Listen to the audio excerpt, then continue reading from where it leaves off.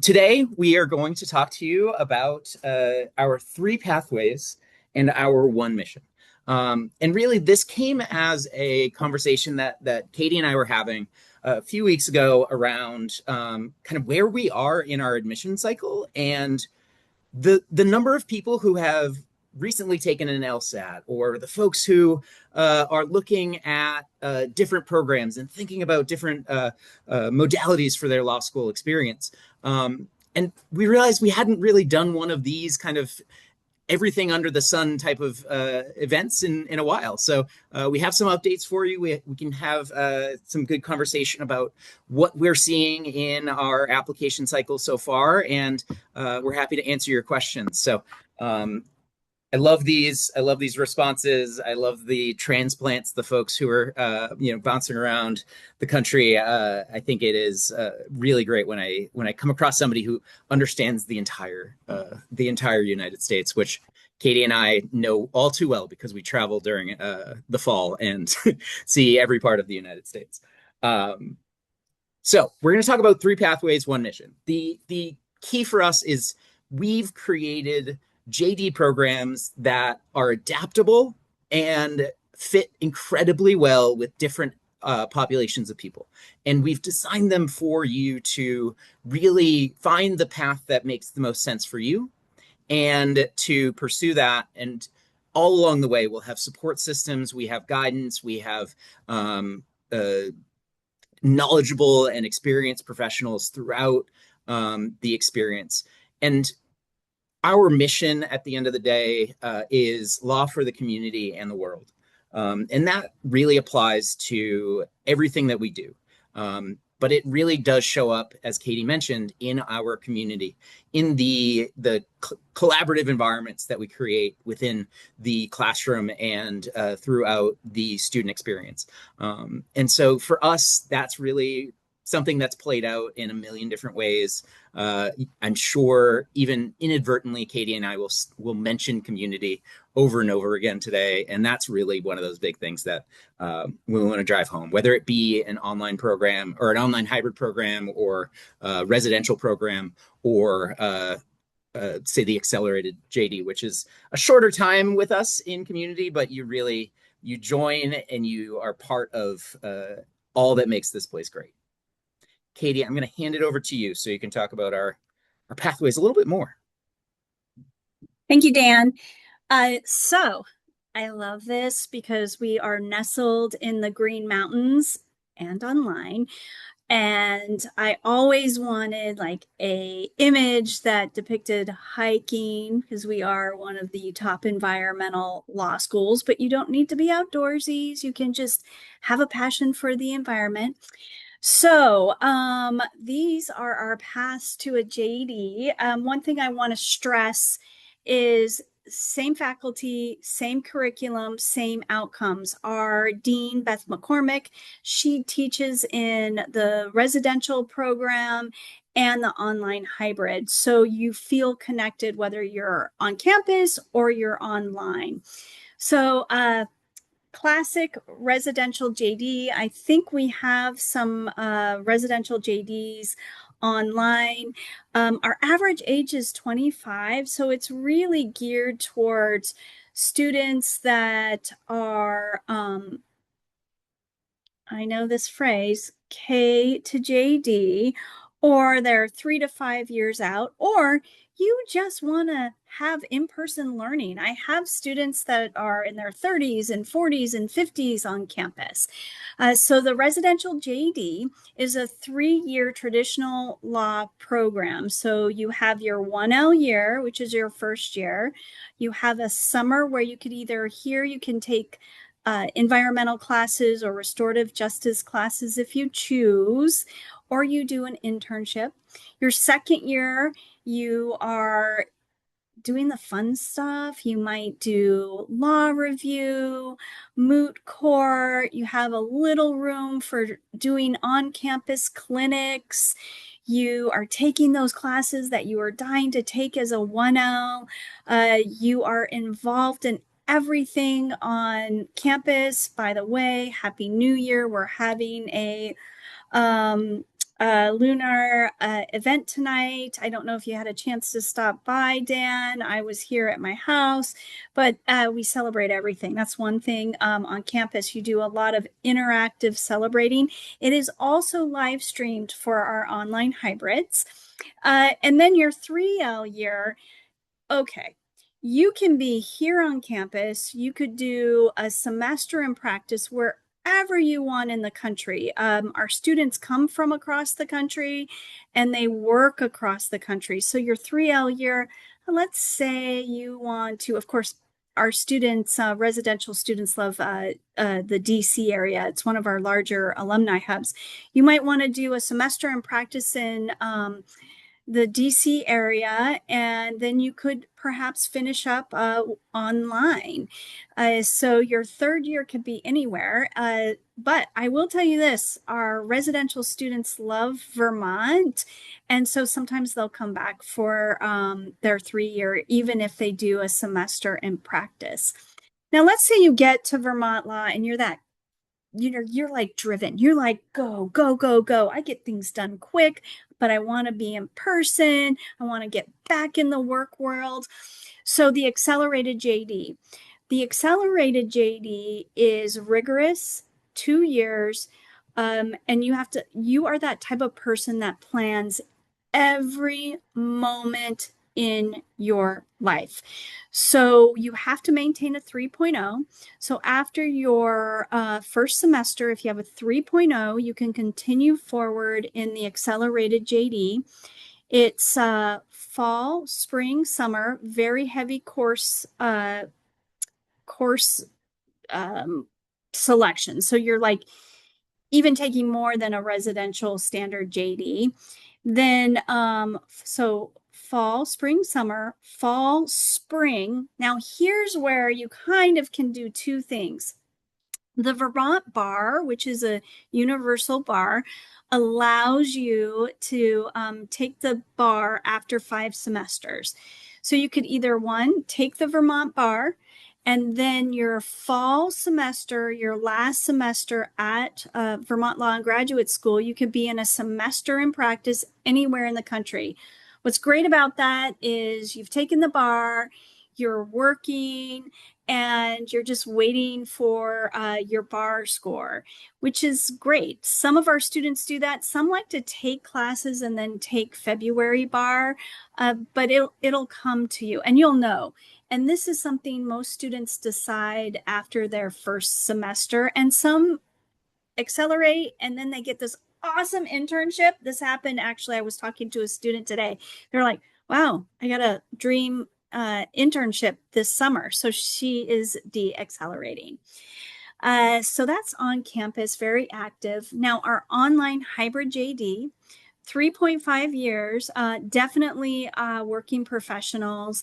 Most of our average age is 35, and we have careers from being a mom to, I swear, y'all, I think we have a top like government official, like knows everything, super high clearance, surgeons, paralegals. Dan, help me out. Who else is on there? HR professionals. It's just there's so many jobs, so much passion. Court clerks. Social workers, did you Yeah, say? yeah, Um, we have a few folks who are nearing the end of their career, and they're yeah. choosing law to really get a great experience and potentially even just do pro bono work out in their community. Have people that in the trades. Mhm. Uh, the online hybrid is ideal for military because sometimes active military, and then if you're in National Guard, because you get moved around, military spouses. It's just such a warm group of people. When we were developing the program, we were really worried, would we be able to build community? Similar, we're a tight-knit group here on campus. And I got to tell you, we build community. And part of it is our residencies. and there's only two. So over the 3.5 years, you just come to Vermont twice. You come your first year, just a few weeks into your program, and it's a long weekend. You fly into Burlington. We have you set up at a hotel here. I'm in Burlington right now. A hotel near the airport. And believe it or not, in let's see, you arrive on Thursday, you leave on Sunday. In that small time, you get to know us all. Dan and I are there in the morning. We're getting coffee. Dean McCormick, she brings her dog Doug. She has office hours at Doug with Doug. But it's something special how you really get to know someone by spending well, not quite 4 days together. You'll really bond with your classmates. So, with that, the second residency, we don't see you for almost 18 months later when you are just about ready to become a 3L. And you're so excited to come back to Vermont, but all you all want to do is be with each other. And we make you do classes for 2 days straight. And you just like, hey, we just want to play with our friends. But it's really interesting. And you have tight knit bonds in cities. As our program's growing, I have a cohort in Dallas. I have a cohort in the Bay Area. I have a cohort in Las Vegas, in Seattle. So you'll start seeing groups across the country, which I love. I was just in Montana. And I loved it because I had dinner with two online hybrid JDs, a future residential JD, and two alumni. So it was pretty incredible. Online hybrid is a mix of synchronous. It's where you all hop on for virtual night school, 6 to 9:20 p.m. Monday through Thursday, and asynchronous. And asynchronous is your classic online learning.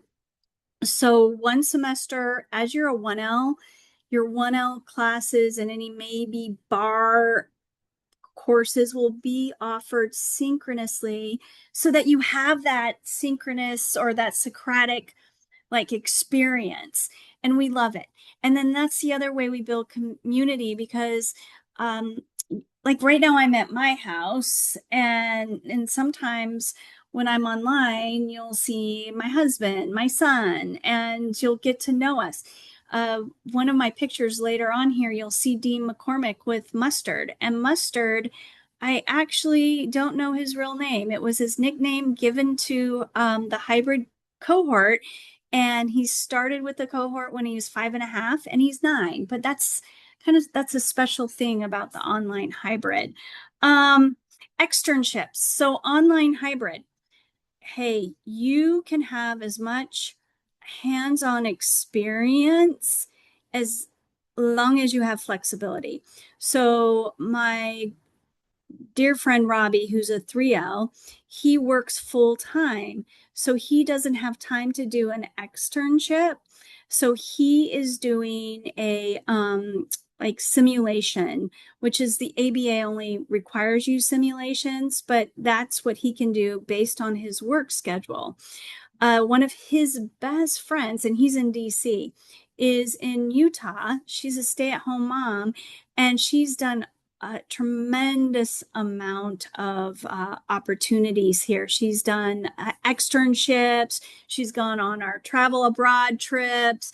So as long as you have flexibility in the online hybrid program, we do too. If you don't, we can get the job done for you. So those are really my three pathways to a JD. And I'm going to talk briefly. I'm switching gears and sorry about this because this is finding your pathway is the fun part, the exciting part. The hard part is paying for law school, and I should have done a QR code here, but if you Google paying for law school, Access Lex, they have this great brochure on how to pay for law school. And we're in uncharted territories. We're waiting for guidance from the Department of Education. We don't have it yet, but we're waiting. We kind of check all the time, every day. But as soon as we have guidance, we'll be able to counsel you more. But just know you're not alone, and we can help you. So for scholarships, Merit Award. And Merit Award is your biggest scholarship. And this is offered as soon as you apply, you're going to be offered a Merit Award. And it's based on your LSAT GPA, and I also look at mission. So those are your three components that I look at for Merit Award. And that's the majority. Again, LSAT GPA, important. If you have a lower GPA, study for the LSAT. When you're studying for the LSAT, you're like, ooh, I'm paying myself. I'm like signing in for work because you could have great return the more you study. We also offer need-based aid. So need-based aid for us is when a student might not have the best LSAT, the best GPA, so they have a little lower merit award, and then perhaps they qualified for Pell Grants in their undergrad. So what we'll do is we'll review you for need-based aid. And with these times they're a little interesting right now as far as need-based aid and private loans, and are you going to need private loans? Is your merit award going to cover enough for the new regulations? We're going to help you with that, and I'm hoping to do that a little bit through need-based aid. Okay, so then I have they're kind of like honor scholarships, but they're really here. Our honors is if it's like mission, like you are so dedicated to the environment, or you are a champion for social justice. And so I have a core group of mission scholars. And our mission scholars, it's a stipend, and it's a $3,000 stipend. And these little stipends can add up. And there's more at Access Selects. They have a scholarship bank, which is amazing, but it's a stipend, and it's for our residential students. Typically, they'll take it either their 1L or 2L summer. And it's if you're working so I have someone who's working at the Conservation Law Foundation, and so she'll be able to access her $3,000 stipend. She's not taking loans. If you take a class, it becomes a scholarship. If you're not taking a class in the summer, here's $3,000 to help you kind of make it through the summer if you're not taking out cost of living. So that's Mission Scholars. When we created Mission Scholars, I thought people would take the $3,000 stipend and run. It's become a little cohort. They do events on campus. We have dinners. They're very active. There's two groups, social justice and environmental. And so they do specific things in those areas, which leads me to our newest Swan Scholars. Yes, thank you. I thought of that. I thought it was pretty clever. So we received a donation, and the Swan Scholars is, I would say, a movement. It's new. And so with Swan Scholars, it's if you are interested and you live and breathe food and agriculture, or you are a champion of animals. And so it's for our Center of Agriculture and Food Systems and our Animal Law and Policy Institute. So how this works, it kind of grows with you. So it's as a 1L, it's good to apply for a Swan Scholar if you are deep in either area. So you apply, and it could either be you receive part of your tuition is funded by this foundation, or you might receive a, let's say you're a JD MPP interested in animal law, or a JD LLM in food and agriculture. It might help fund that portion of your program. It also might help with stipends or travel to conferences. And so, what we're hoping develops is similar to the missions where it's a cohort. So, you come in as a Swan Scholar and it grows with you. So, by your 3L year, maybe it's helping you take animal classes that would be additional your second summer.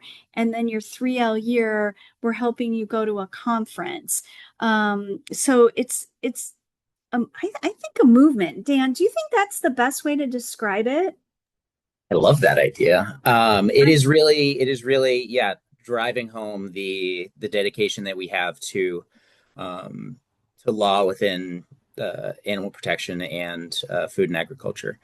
Something that is deeply reflective of the state of Vermont, something that's deeply reflective of our mission, and I fully agree that I can't wait to see the results of this new scholarship over the next few years. Yes. And someone had asked, so with the Swan Scholars, Mission Scholars, if you're accelerated JD, if you're a JD, if you're online hybrid, they're really looking at your level of dedication to the environment, to food and ag, to animal protection and social justice. So I think if you are that person and you're kind of walking the walk right now, good to apply. Let's say Swan Scholars, you might not get it your first year, but you're going to be on their radar. So then you join all the food and ag events or all the animal events, and they'll know who you are, and they want to help advocate for you from the moment you come onto campus into the moment you get a job. Also, First Nations. Our First Nations scholarship is partial to a full scholarship. It depends on how many students apply. It's for Indigenous students and enrolled members of federal tribes or state recognized. But that's a wonderful scholarship that we've had for quite some time. It was originally based in the environment because we do a lot of work in tribal lands, protecting the environment. And so, with our concentration in environmental and then tribal law, it's really important to us. So, those are our scholarships. And again, paying for law school. For all of you, we have a webinar that was recorded, financial aid. We can definitely help you with that. I know there's a few admitted students, and for some of you applying, one of the things we do have a May start. It's the end of May, and in it's our summer session. And if you start during that time, you would fall under the old guidelines. So for those of you who may have borrowed a lot and need Grad Plus loans, we have options for you. For those of you that might not need to borrow a lot, it might behoove you to start in the fall because the uh, 50,000 unsubsidized is a pretty good deal. And at Vermont Law, our average debt is about 120,000, a little less for our online hybrids. So most of our students can qualify for the new regs, but we'll walk you through that too. I'm gonna go to the next one. And now I'm gonna switch gear and I'm gonna try and watch the chat. But Dan, one big thing too is kicking out an awesome application. So here you go. And Dan, just say next slide and I can move it forward. Awesome. Thanks, Katie. I tried to stay as on top of the questions in the chat. I am most likely going to also incorporate them in as I go along. So, as many of you know, application season starts in September and will continue on through into the early summer, at least what we're anticipating. So, we're still looking for applications. We're still excited about seeing new apps come in and the folks that are finding us one way or another, whether it be through an email or an ad or we met you at an event. We're really excited to still see new apps coming in. I personally have read probably, I mean, in my career, somewhere around maybe 8,000 applications. And I know Katie has probably read a solid hand, chunk as well.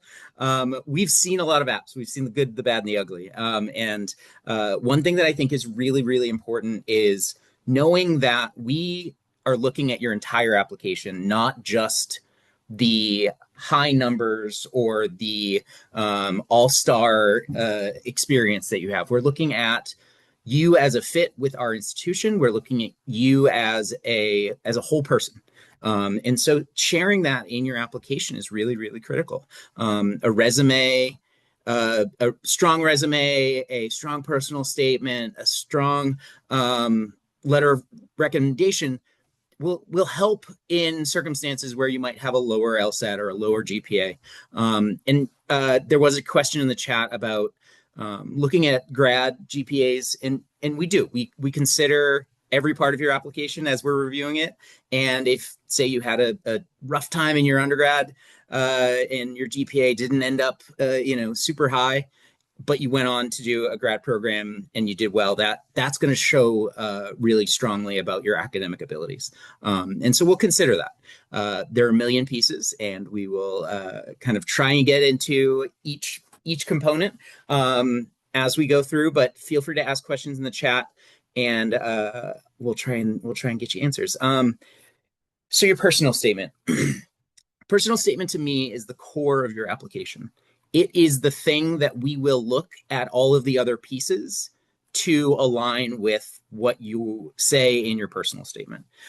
So you're telling your story. You're telling us how you've gone from where you started to where you are now, the lessons you've learned along the way, the challenges that you faced, and the successes that you see going forward. We're always excited to see a very positive personal statement. There's parts of the application that you can put maybe a little bit of the struggles that you faced at more in depth. That can happen later in the application. Really frame your personal statement as a personal advertisement for you. That really sells you as a strong potential law student. And we're not reading just to admit people. We're reading for you to be successful in law school. So we're thinking about not just the first year, but 3.5 years into your OHJD or 2 years into your accelerated JD. Are you gonna be thriving? Are you going to be hitting home runs every time? So we're really looking for folks who fit, and your personal statement is the best way to capture that. We want to know what your strengths are. We want to know who you are and how you see yourself as an academic, as a future attorney, as a person who fits in with a community. This is one of those areas that we really see a lot of folks sharing how they've been involved, how they've gotten connected, and what they want to do to help their community going forward. And ultimately, sometimes people gloss over the idea of why they should be pursuing law. And that really is a really important factor for us. We can hear that you're super accomplished and we're excited about everything that you've been doing in your career and your academic life. But we still really want to know why law school? And honestly, why Vermont law in graduate school? I love when folks see our mission or they see our the work that we're doing actively, and they're like, I really want to be working with Delcy Winders, who's in animal protection, or Lori Bayranavend, who's in food and agriculture. And we love to see that you've made some connections to the VLGS community or VLGS work as well. Um, Keeping it cohesive, and ultimately, at the end of the day, having people read your personal statement is incredibly helpful. And I'm not saying have a person in your immediate family or have one of your best friends read it. I think finding someone who can be more objective and read it as a support system. I think a lot of people don't know this, but your undergrad institution, whether you graduated this year or uh, 20 years ago, often still has resources for career support. And so looking into what resources are still available to you as an alumni is really going to be big. And they may be able to give you feedback on a personal statement. They may be able to give you feedback on your resume. Those are really big pieces that you can have other people put eyes on, so that you're putting together the best package that you can. Kitty, we can hop to the next slide.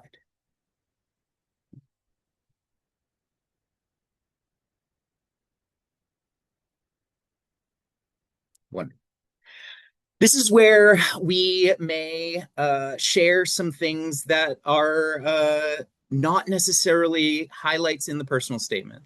And so this is often where we see folks share their personal experience, the struggles that they might have faced that might explain why their GPA wasn't as great as they want it to be, or why their LSAT experience when they went in to take the test didn't turn out the way they had hoped. And for us, the biggest thing is in your addenda, your goal should be to fill in the gaps and to fill in the spots that we might have questions. And so when I look at a transcript and I see that you had a really rough sophomore year, an addendum would help me understand that you'd just experienced a loss of a family member, and you were dealing with that, or your first year in college wasn't that great, and that's because you didn't find the right school, or you didn't find the right fit for your undergrad, and you decided to transfer to somewhere where you were able to thrive. Those are things. I think the challenges when you're framing any of your addenda, talk about your challenges and how you have overcome or plan to overcome them in the future. Those are always good ways to make them stay kind of hopeful. Any pieces of your lived experience, if you've faced challenges growing up, or you faced different socioeconomic hardships and all of that, feel free to share that. That gives us a fuller understanding of your journey and how you've ended up achieving what you have and moving forward. Character and fitness is a specific section of the application that if you meet any of the character and fitness criteria, then you need to disclose via a statement in the application. So character and fitness, if you have had any academic probation or dismissed from a college or university, any interactions with the law in a criminal sense, even if it is a dismissed case, oftentimes students share what we ask in the addenda or in the character and fitness. We're really asking you to share something that might affect your ability to sit for the bar exam. And that is something that we will report when you go to apply for the bar exam. You actually submit all of your application materials, including a letter noting that we have seen your character and fitness, and you'll be in good shape for the bar exam. It is almost always the case, if you feel like you should put it on an addenda, if you should put it in that character and fitness, assume yes. And if not, you can always reach out to Katie or I, and we can let you know if something kind of hits that standard.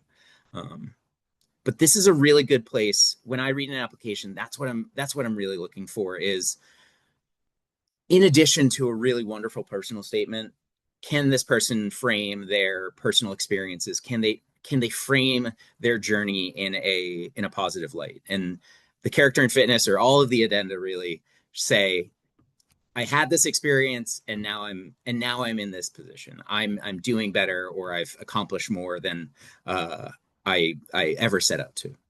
Um, One of the only pieces of your application that you have, well, you have some control over it, but you kind of hand off the responsibility to another person, is your letter of recommendation. And so for me, I've read a million letters of recommendation, a lot of them positive, because people ask the right folks and get the feedback from the right community members that they're connected with, or their faculty. But then every once in a while, I'll get a personal state or a letter of recommendation where somebody's like, I would hesitate to offer a seat to this person, and that will scream very loudly at us. So choose your people carefully, right? And think about who you're asking. One piece of advice that I have always heard is ask the person in person, so that you can kind of pick up on some facial cues, pick up on some body language, as well as getting the affirmative yes. If you can't do it in person, maybe over FaceTime, maybe over a Zoom chat or something like that. The goal for you is to prepare your letter writer as much as possible. And that, to me, often looks like giving them a maybe short or a brief version of your personal statement, so they can see what you're aiming for. Providing a resume to them so that they can see what you've accomplished, whether it be, say it's a faculty member that you had in class 15 years ago. They can also speak to your professional success after you were successful in the classroom. Professional letters is absolutely critical. So I'm thinking about this. I've read a lot of applications, and only a few have had like their mother write a letter of recommendation, or their best friend growing up that they've never worked with professionally. Those are absolutely not great to include. But academic letters and professional letters are the way to go. So folks who can speak to your academic ability.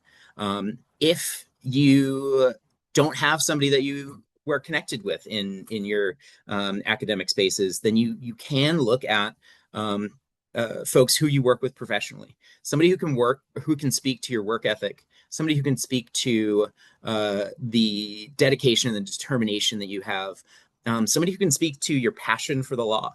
Those are all folks, whether they be supervisors, colleagues, or a lot of our students are community organizers, or they're involved in volunteer work.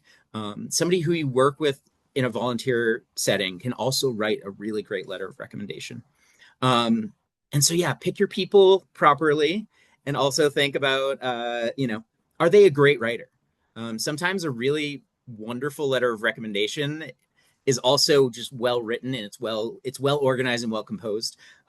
If you know somebody who's like little iffy on their writing, they might be a little too brief, they might be a little too short in their answers, then maybe there's another person to consider. Whenever it comes to letters of recommendation, we require two, and we accept up to four. And so for us, start with prioritizing academic, and then if academic is achieved, you can either get additional for professional, or do exclusively professional letters. You can hop to the next slide, Katie. Yes. The one thing that we didn't add a slide for, but a professional resume is absolutely the thing to work on. Some people haven't updated their resume in a little bit. Some people have a very industry specific resume. Think about organizing your resume for for law school application. So highlighting your education, highlighting your professional experiences, and highlighting your other experiences that align really well with community, the law, policy, all of that stuff. So when you're thinking about your resume, and again, we're looking at every piece of your application. Um, we and I feel like this is sort of a process for me. When I read an application, I am looking for ways to say yes throughout the application. So if there's a lower GPA, I'm like, all right, we got to find a yes. We got to find the reason to say yes to this student and find your potential in the rest of the application. So resume can be a really great way of framing all of the experiences that you've had and what has prepared you for this program. I think I have reached the end of my major thoughts. Katie, do you have any pieces, any nuggets of wisdom that I forgot or I left off? Thank you, Dan, and thank you all for bearing with my lovely VLGS slide because it was supposed to say resume. Again, good to proofread your applications. I had a question in the chat that I'll go. I had two that I want to address. So Don, you had asked about resume versus CV. Depends on your career. So we have and one of the pictures, one of our alums is a professor. So she has a PhD. So she submitted her CV, and some folks have these amazing careers where it's a longer resume and they have publications and things like that. For all of you that are coming in, hey, Kate. So, like Kate, coming from college is going to have a smaller, more traditional resume. So it really is like geared to who you are as a human being. And one thing, I just looked at a resume for a residential student and they had their high school information. You don't need that. And like for my professionals, you don't need like those first couple jobs, but for my college people, I need those first couple jobs. So it's who you are right now, as far as resume. And they don't need to be fancy with all sorts of pictures and fonts and this. It's just a regular law professional resume. One other question I had and I wanted to address is some of our students will do a JD, whether it's online or it's residential, and add a master's program. What I love about Vermont law, and I think it's one of our greatest assets, is we are Vermont law and graduate school. So we were founded in the 70s and grew up with the environmental movement. And environmental law is a lot of policy work. And so we have a strong policy background. And a lot of our students will go really deep into an area. So they'll do a JD, MP, and specialize in environmental or animal, food and ag, or they might do restorative justice.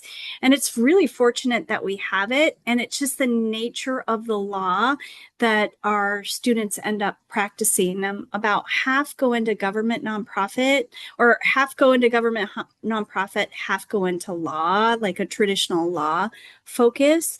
But it's like a jewel. And here's the thing, you can come in as a JD master's and then March of your 1L year, you're like, yeah, I'm not doing that. Or you can come in without it and you're like, oh, I want to go super deep. And you can do that too. And a lot of it too depends on what your end game is. And we counsel you on that. We'll be like, So one of my friends, EPA, like if you want to work for EPA, they really love you to go deep. But if you're working in a position that doesn't, they just need you to touch on an area, that'll be fine. So it's really up to you on how you do it. That was the two questions I saw, but then I lost track of the thing. And feel free to raise your hands or anything like that too. There is a question kind of related to the work or the stuff that I was covering. So it's about letters of recommendation. If you have three academic letters of recommendation, that is entirely normal, and that's kind of what we would expect for the most part. If you have an additional professional reference, professional recommendation, then we're happy to read that as well. Um, and I think one really great thing is if you're bouncing between say five or six people, that's a really good situation to be in. And think about how they're capturing your whole person, right? Are they able to speak to your character, your academic ability, your professionalism, all of that? And that's something that we always kind of scan through the letters to make sure we're capturing. Yeah, and Brian was touching on that because he's been a caregiver. There's a lot of other ways for us to kind of have an idea of who you are and how you approach um, anything in life. Like it could be you, it might be your pastor, it might be a volunteer person, it might be you go back to your undergrad college and you say, do you remember me? Here's this, here's my resume. I got good grades. I was very active in class. But there's ways around that because we're looking at you holistically.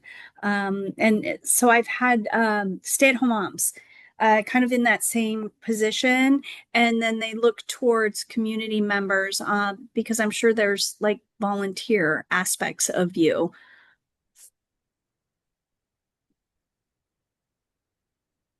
And are we anymore? Oh, um, uh, are admitted.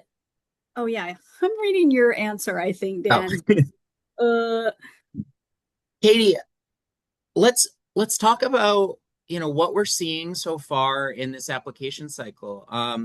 You know, we've seen lots of applications. What's your impression of the applicant pool right now, and yeah. what you're hoping to Um, to pick up? So, yes. So, of course, if you deposit by March 15th, your seat will be secure. I've been pretty strategic on admissions for the online hybrid JD. So, for those of you that haven't applied yet, there there'll still be spaces available for people who are taking February LSAT, or those of you who might even be taking April. My residential folks out there, April 15th deposit. We just had a tremendous amount of online hybrid applications, so I pushed that a little earlier. But yeah, it's wild out there. It's absolutely wild. Uh, and I don't want you to feel discouraged. I think decisions are taking longer to come out. I know, I talked to Kate, but my niece is applying to law schools and she hasn't really heard from really very many of them. And she's a strong candidate in their medians. So I think it's just going to be a little bit longer and kind of a waiting game. So I'm apologizing for that. And from all our law schools, it's just a very unique cycle. But we'll see how this all works out. Emma, I see your hand up. Hi, thank you so much. I Absolutely. had a question about some of the conditional scholarships. And I was taking a peek at the 509, but I couldn't see if there were any Yeah. stats on there. But I'm wondering if that's an obstacle that you see often for students. Okay, I know some schools might have like, So what it is, so Emma, what you're going to see on the 509, like, so for me, when you pull up my 509, you're not going to see anything because my scholarships aren't conditional. And you'll see in most of your law school admissions letter, it'll say maintain a 2.3, and that's good standing. So what that means is you to keep your scholarship, you need to maintain a 2.3. And like I would say, grade on a bell curve of a 3.0. So a 2.3, you're struggling a bit. Uh, and I will say this with Vermont law. I have been here 13 years. We have never taken a scholarship away. I had someone with a very huge package and they struggled their first semester. And hey, life happens. Uh, and we did not take their scholarship away. That's the last thing that you all need. So literally you have to kind of like not come to school or you know be dismissed is really the only way. And so when you see on the 509s when schools are like that, they're very similar to us. And then when you see the conditional, some of my colleagues have conditional scholarships, and then if at the bottom you'll see I love looking at 509s. It's, you know, it's like how I spy on my colleagues. So you'll see like, oh, of the 1L class, there were 200 students and 70 had their scholarships reduced or eliminated. And you'll see that right on the 509. Yeah. I think there's a few schools out there that still do that. Um, but what I do is with students and they're like really love a school that might have a conditional scholarship. And the one thing I'd beware of, if they say 3.0, 3.0 is mid-tier for most law schools. So that's where I think it gets a little like, but figure out, what if I lost my scholarship? What does my package look like then? And then I think that will make you feel more at ease so that you won't be like, oh my gosh, I hope I don't lose it. You'll be like, okay, I know this is what I might pay. Thank you so much. Welcome, Emma. Grant?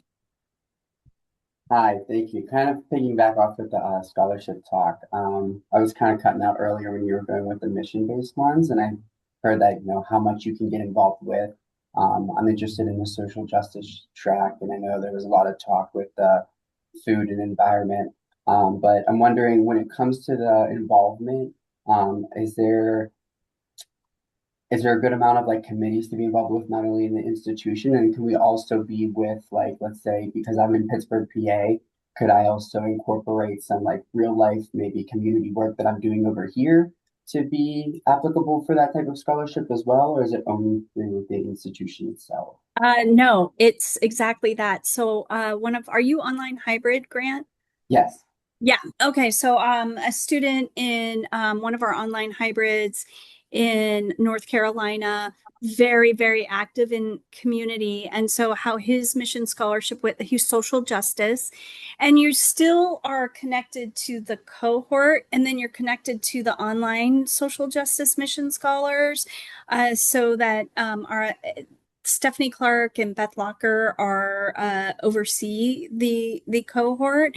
So there's this on-campus community vibe, but then when you're doing your special project, and since you're in school, usually taking tuition the whole time, you would do a special project above and beyond. And that semester, you would receive a $3,000 tuition waiver versus just like a check, unless I don't know. Most people borrow loans, but if you happen to be someone that saved all their money and is like very organized, then it would be cash. Thank you. And way to go. Way to save your money. Yeah, right? Katie, there's been a couple of questions in the chat that I wanna maybe address live as well as with my response. When it comes to applying for this cycle, just keep applying. We will close the application when we are unable to admit another person. There will be points where where we will admit, and we're waiting on people to submit their deposits so we know what our numbers are looking like. But as you go through, even if it's the online hybrid, getting your application in April, we're still gonna review it. We're still gonna read it, and I think that to me is the biggest thing. Keep working on your applications. One thing to know is we don't necessarily do a deferral for an application for another year, but we're happy to roll your application over and put you in the kind of early applicant pile so that you get a decision by December of the next year. So other reasons or other pieces, if you do get an offer of admission, you do submit a deposit, and life changes, right? Circumstances change, and you let us know. We're happy to hear that. We can move your application forward to the next year, and that will open a seat for another person. So, giving us when those seats come available, that's when we can say, all right, here's another person that is at the top of the pile. Katie, what when someone is waiting for a decision, or they may have been put on hold status, right, which is common. What does hold status mean to you? Um, Hold status means, especially this year, that I really, really liked your application, and I feel like you would be a good community member. And I'm waiting to see. So, like, if you're online hybrid and you're on hold, I'm probably waiting to see how. Who was it that's gonna probably pay his deposit soon? Um, if like I'm waiting to see how their deposits turn out, and then I'll start looking at my holds. And sometimes it's also good. Someone had asked earlier about submitting an addendum. Like if you're on hold, it's good to submit an addendum like about your continued interest. And I'm always willing to speak with students on hold. So my niece is on hold at a couple of law schools, and each law school is different, but one of them she's so excited because it's like a pretty top-notch school, and so she almost feels like she's been admitted and feels like, oh, that's almost as good as being admitted. So it means they like you. And they're just kind of waiting to see how everything shakes out. If you're waiting for a decision, typically law schools it's like when your application comes. So sometimes we're super quick. Sometimes it could be 2 weeks. Sometimes your application comes in and it just hits Dan's desk or my desk, and then we do decisions like the following 2 days. And then sometimes it's like 4 to 6 weeks. It really depends on when we're doing our decisions. The hardest part this time of year is the patience part, right? And for people knowing that the admission cycle honestly starts in September when the application opens, and it continues on through into the summer. And oftentimes we're looking for the people who are most prepared and who are able to hop in. There are sometimes last minute folks that we're able to offer a seat just because we know that they're ready to go, and we have a seat open up because something changed with another student. So keep active and keep engaged, I think, is a really important thing. We are going to be sending out some for folks who do get put on hold. We'll send out some ways to get engaged and ways to stay engaged through the cycle. That way, you're not just waiting on empty dead air the whole time. So Right. I we know will, that's the hard part. yeah, we will communicate Um, out to you, but we are happy to hear from you as well. and I want to I'm going to say one last thing, and then I'll pass it to you, Dan, to do a little closing. Um, Regarding like online hybrid JD, I do put a lot of emphasis on your career background. So I do definitely do that. And I look at we look at you holistically. So look at your LSAT, I look at your GPA. I'm sorry, Kate, you're right here staring at me. I actually talked about you the other day because I was telling our future 3L that I have an applicant that's really active on campus and that started this like engagement thing and how excited we were going to be. Poor Kate hasn't applied yet. I already have her here. Like, you know what I mean? Like, that's what kind of, so like I look at Are you engaged? Are like undergrad, are you engaged? Your academic history, your co-curriculars, volunteering, your internships. And then for online hybrid JD, I do rely heavily on your job history because the average age is 35. And I can tell you this, the 25-year-olds can take a test like this. As we age, our score goes, and so I take that into consideration.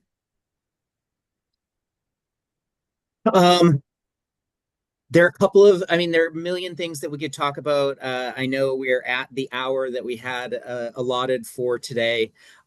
Feel free, I put my email in the chat. Feel free to send me an email. If you have not started an application, feel free to send me an email. I'm happy to provide an application fee waiver. And I'm also happy to answer any questions you have. One thing that we really strive to be is accessible and open for conversation. So shoot us an email. Feel free to reach out. We typically also have our Calendly links available. I don't have that right away, but I can get that to you in my email. But I want to thank you all for jumping on. Thank you for hanging out on this Wednesday evening, webinar Wednesdays. And we'll have way more events coming up. We'll have way more ways to stay connected with us. Thank you so much. Thank you, everybody. Bye.